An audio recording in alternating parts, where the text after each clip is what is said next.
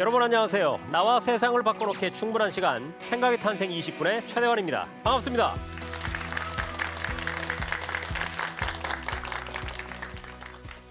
네, 여러분의 가족 중에는 혹시 베이비붐 세대가 계신가요? 1955년에서 64년 사이에 태어난 약 900만 명 정도가 해당이 되는데요. 전쟁 이후에 근대화로 가난을 극복하고 대한민국 경제를 부흥시킨 그 세대가 이제 은퇴하는 시기가 시작이 됐습니다. 자, 과거에는 은퇴라고 하면은 일을 쉬면서 노후를 보내는 시기를 뜻했는데 요즘은 그렇지가 않죠. 고령화 시대라서 은퇴를 한 이후에도 경제 활동을 해야 되는 때가 왔습니다. 그런데 문제는요, 청년층에게조차 부족한 이 일자리, 바로 이 문제에 있는데요. 아버지, 할아버지 세대가 아들, 손자 세대와 경쟁을 해야 되는 이 현실, 어떻게 극복할 수 있는 방안이 없을까요? 오늘 이 문제에 대한 해법을 찾아보기 위해서 특별한 전문가 한 분을 모셨거든요. 미래전략정책연구원의 박경식 원장을 여러분의 큰 박수로 모시겠습니다.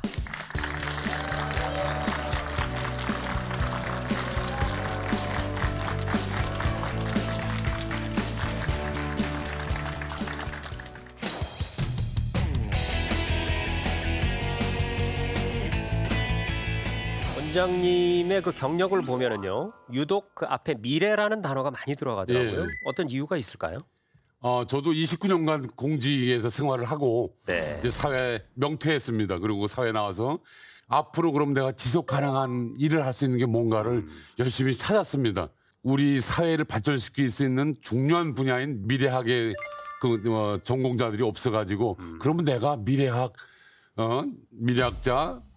길을 가보겠다 하고 그때부터 준비를 했습니다. 그러시군요. 예. 그러니까 블루오션을 개척하신 거네요. 자, 액티브 시니어라는 주제로 오늘부터 세 차례에 걸쳐서 열띤 강연을 펼쳐주실 텐데요. 그 첫 시간의 문을 박수로 열겠습니다. 네, 반갑습니다.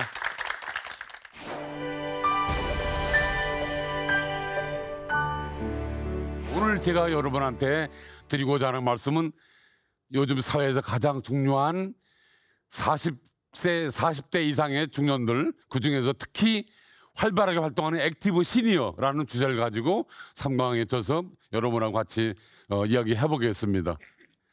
2019년을 빛낸 꽃 청춘이 박말래 74대 할머니, 유튜브 할머니 아시죠? 이분은 2년 전에 유튜브로 자기 손녀하고 유튜브로 등장을 해가지고 구독자가 90만 명. 안녕하세요, 박막래입니다. 안고 보니까 키가 이만하더라. 아우 진짜 부부리스 짱이야 짱. 그리고 또 한 분은 77세 지병수 할아버지. 이분은 금년도 KBS 전국 노래자랑에 출연을 해가지고 전국적인 스타로 등장을 하신 분입니다. 내가 미쳤어 그때 미쳤네 잡지 못했어 또또또또나 버려 그 짧은 추억만을 남겨둔 채로. 이분은 전국의 축제를 다 불려서 다니고 있고 그리고 광고도 찍었어요. 광고 모델도 하고 있습니다. 또 한 분이 있죠. 대한민국 뿐만 아니라 해외에서도 열광하는 한 분, 베트남에서 박항서. 그분은 지금 60대 초반이신데 한 2년 전에 국내에서는 더 이상 누가 불러주는 데가 없어가지고 완전히 은퇴할까 하고 생각을 했었는데 마침 베트남에서 한번 일하지 않겠냐 하는 초청을 받고 베트남에 가서 결국은 1년 반 동안에 베트남에서 이루지 못한 다양한 축구 문화, 축구 역사를 이뤘기 때문에 그분은 지금 베트남의 대단한 국민적 영웅이 됐습니다. 오늘 이 세 사람을 제가 소개한 거는 이분들이 바로 우리가 지향하고자 하는 시니어, 액티브 시니어의 모델이 아닌가 하고 해서 먼저 이분들을 소개해드렸습니다. 최근 요즘에 이런 뉴스가 많이 나오죠, 언론에. 갈 곳 없는 중년. 한창 더 일할 수 있는 나이인데 아무도 불러주지 않는다. 더 이상 갈 데가 없다라는 갈 곳 없는 중년들이 너무 많이 우리 사회에 나와 있습니다. 어느 단체에서 조사를 한 게 있습니다. 청장년층 고민거리가 뭐냐 하고 의식조사를 했더니 각각 1위가 불확실한 미래였습니다. 거기서 보면은 당신의 가장 큰 고민거리가 뭐냐 했을 때 나의 미래가 불안하고 내 직장이 불안하고 내 가족의 미래가 불안하고 내가 운영하는 그 기업의 미래가 불안하기 때문에 가장 불안한 거는 역시 불확실한 미래하고 1위로 선정됐습니다. 이 책은 2012년에 린다 그랜트 교수가 쓴 책인데 일의 미래 10년 후 나는 어디서 누구와 무엇을 하고 있을까라는 주제 가지고 일의 변화 또 직업의 변화 등등 우리한테 경고를 주면서 충고를 주면서 우리가 미리 대비하라. 일의 미래가 변하기 때문에 대비하라는 그런 내용으로 쓰신 책입니다. 이 책에서 보면은 연령대별로 이렇게 구분을 해놨습니다. 10년 후 나는 과연 어디서 누구와 무슨 일을 하고 있을까?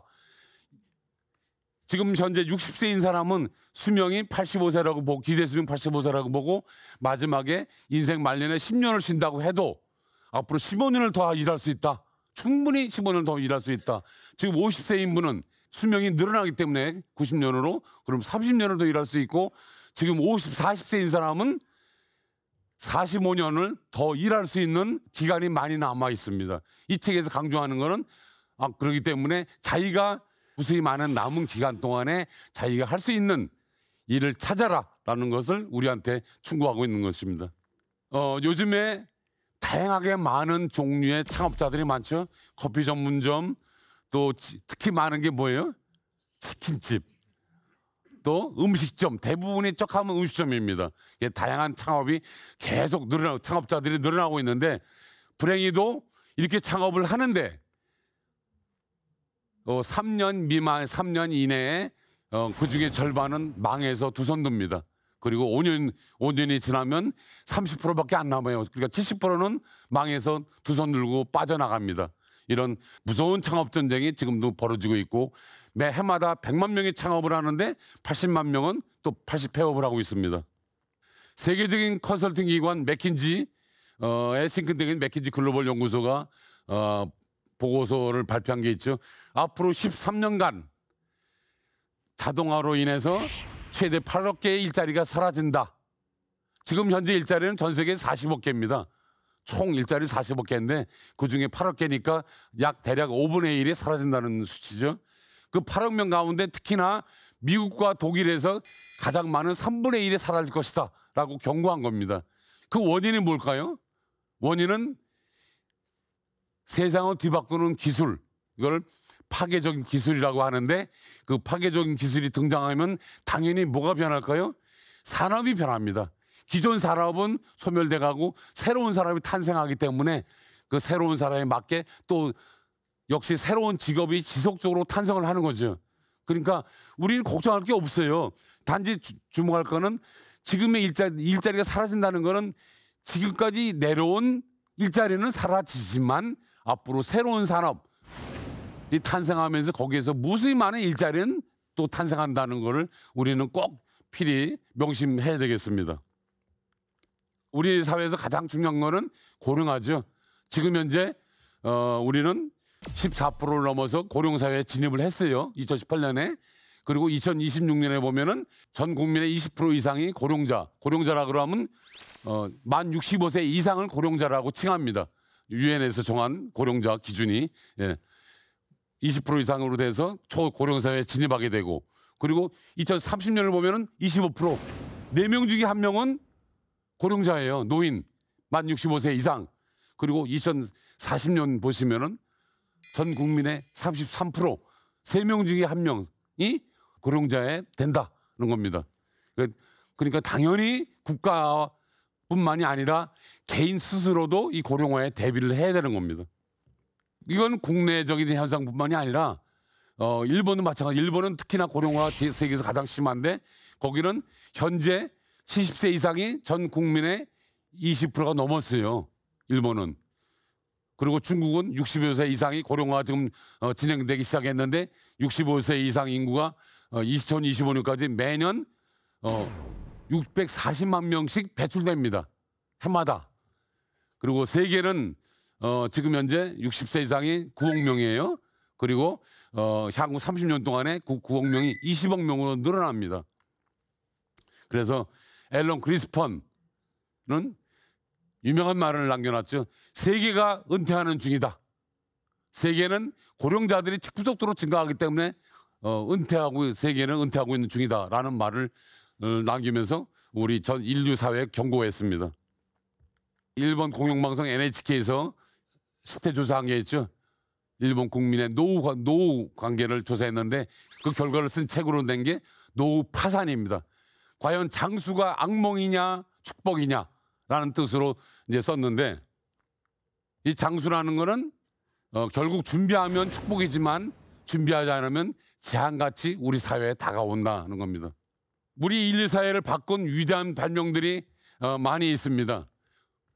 뭐가 있을까요? 보시면은 첫째 인류 역사에서 위대한 발명 불의 발명. 그 다음에 인쇄술. 또 그 전에 또 하나 있어 바퀴가 위대한 발명입니다. 이 동그란 원형 바퀴가. 그 다음에 인쇄술이 있었고 최근 들어서 전기의 발명, 또 자동차, 컴퓨터, 인터넷까지 왔어요. 인터넷, 스마트폰까지 지금 왔습니다. 그 다음에 어떤 발명이 지금 우리 앞에 무수히 다가오고 있죠. 새로운 세상을 뒤바꿀 발명들이 우리 앞에 계속 다가오고 있어요. 그래서 이 이미지는 우리 사회에 등장한 자동차를 볼 수 있는 겁니다.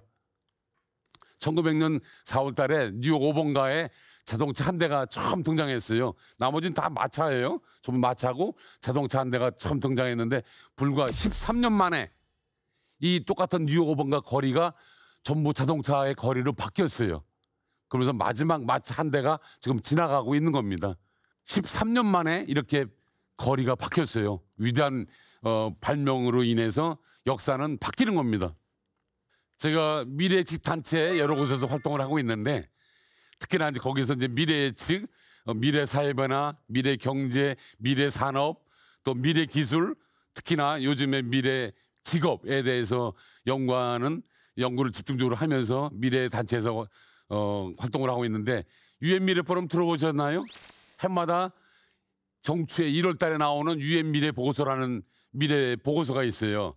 그걸 발행하는 곳이 이제 밀레니엄 프로젝트 거기서 이제 활동을 하는데 그 단체는 전 세계의 다양한 현실을 연구하면서 다가오는 미래에 어떻게 우리 인류가 대처해야 지속 가능한가, 환경, 또 기술, 또 특히나 인구 변화, 그리고 이 산업의 변화 등 여러 가지 그런 연구를 지속적으로 하는 단체로 저는 거기서 또 같이 활동을 하고 있고 그동안에 제가 연구했던 다양한 일자리의 미래 또 직업의 미래는 이강 상강에서 여러분을 다시 찾아뵙겠습니다.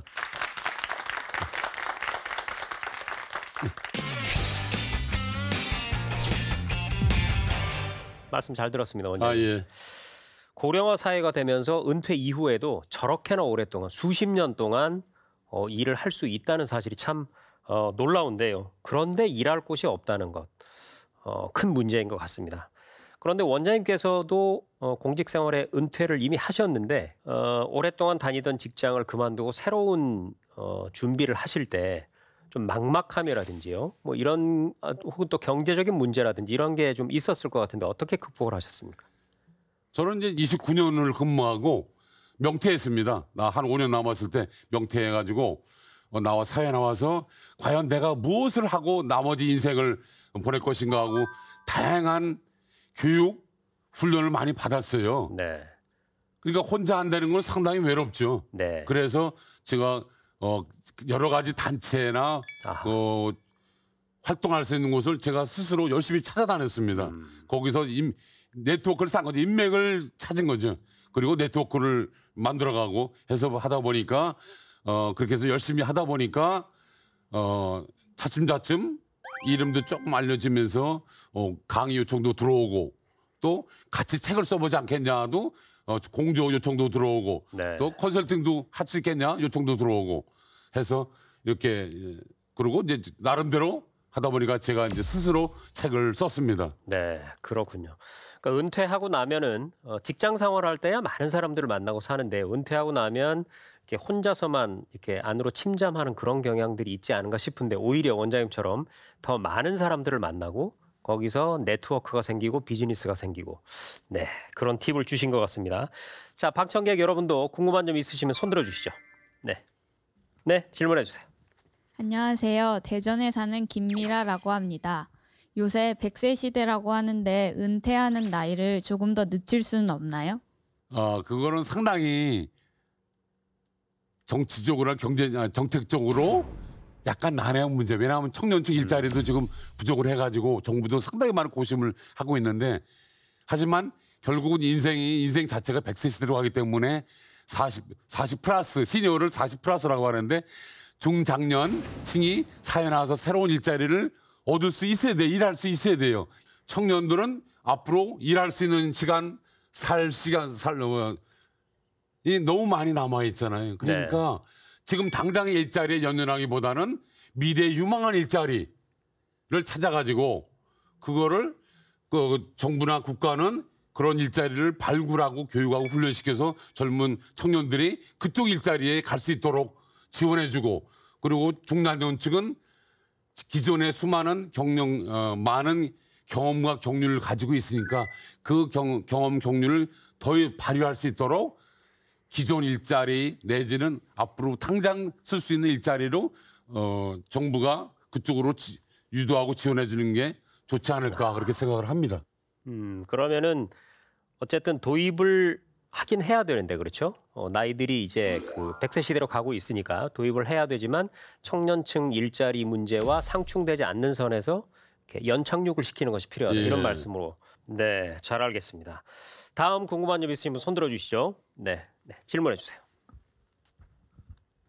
안녕하세요. 세종시에서 온 이태규입니다. 예. 노동의 종말이라는 책을 봤었는데요. 앞으로 이제 인간의 노동이 사라지는 시대가 올까요? 그 책을 쓰신 분이 제러미 리프킨 미래학자인데 사회 현상의 변화와 신기술의 등장으로 결국은 고용이 점점 사라지고 대량 해고 시대가 올 수 있다 네. 하고 우리 인류 사회에 경고한 거예요. 그러니까 미리 대비하라. 미래 예측은 미래학자들이 미래 예측을 많이 하잖아요. 미래 예측은 틀리다. 맞을 수가 없다. 왜? 그걸 받아들인 사람이 미리 준비하기 때문에 그렇죠. 미래 예측이 맞을 수가 없는 거예요. 항상 그보다 더 빨라집니다. 미래학자들이 미래 예측을 한 것보다 실제 더 빨라지기 때문에 정확한 미래 예측은 맞지 않다. 이렇게 말들이 많이 있습니다. 그러면은 이렇게 이해를 하겠습니다. 예. 노동의 종말 그런 시대가 올 수도 있다. 하지만 그런 시대가 반드시 온다는 것이 아니다. 왜냐하면 우리가 그걸 미리 알고 대비할 수 있기 때문에. 예. 네, 잘 알겠습니다. 자, 상세한 답변 감사드리고요. 두 번째 시간도 기대하면서 힘찬 외침으로 1강을 마무리하도록 하겠습니다. 생각의 탄생. 20분. 고맙습니다. 수고하셨습니다. 네. 4차 성명이 온다, 오고 있다, 이미 왔다. 기하급수적으로 변하는 4차 성명 시대의 생존 법칙. 내 일자리가 앞으로 어떻게 변하고 나는 어떤 일자리를 가져야 할까. 미래를 읽는 것은 이제는 선택이 아니라 뭐예요? 필수다.